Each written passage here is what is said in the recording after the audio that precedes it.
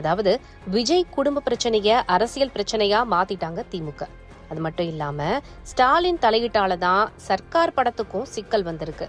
திமுக அடுத்தடுத்து நெருக்கடி கொடுக்கறதால விஜயால எதுவுமே செய்ய முடியல.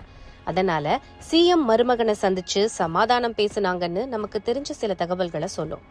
நம்ம சோர்ஸ் அதை விட ஃபாஸ்டா சிஎம் ஸ்டாலின் மருமகன் சபரீசனும் விஜய் கட்சியில இருக்கும் செங்கோட்டையனும் சென்னை தாஜ் கோரமண்டல் ஹோட்டல்ல 6ஆம் தேதி வெள்ளிக்கிழமை நைட்ல ரொம்ப நேரம் பேசியிருக்காங்க அப்படிங்கிற தகவலை சொன்னாங்க.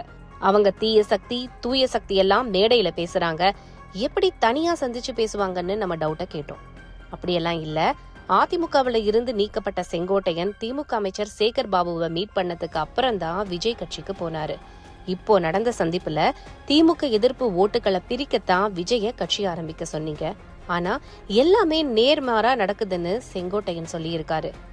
ஆமா, செங்கோட்டையன் நாஞ்சில் சம்பத் 2 பேருமே டிஎம்கே விங்ல இருக்கிறவங்க.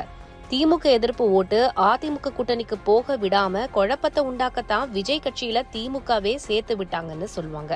கரெக்டா சொல்லிட்டீங்க. ஆனா இந்த பிளான செயல்படுத்துறது சபரீசன் டீம், அதாவது பென் குரூப். அவங்க அதிமுக கூட்டணியில குழப்பத்தை உண்டாக்க விஜய சப்போர்ட் பண்றாங்க. ஆனா விஜய்க்கு நெருக்கடி கொடுக்கறது உதயநிதி டீம் அப்படின்னு சொன்னாங்க. இது என்ன புது கதையா இருக்கு அப்படின்னு கேட்டோம். விஜய் குடும்பமும் ஸ்டாலின் குடும்பமும் நட்பா தான் இருந்தாங்க. இடையில உதயநிதி சினிமாவுக்கு வந்தது தேவையில்லாத பிரச்சனைகளை உண்டாக்கி இருக்கு. குறிப்பா விஜய் ஒரு படத்தோட ஷூட்டிங்ல இருக்கும் போது உதயநிதி அந்த ஊர்ல போய் தங்கி இருக்காரு. கேரவன்ல விஜயும் உதயநிதியும் சண்டை போட்டு வார்த்தையை விட்டுருக்காங்க அப்படின்னு கடந்த காலத்து ரகசியத்தை சொன்னாரு.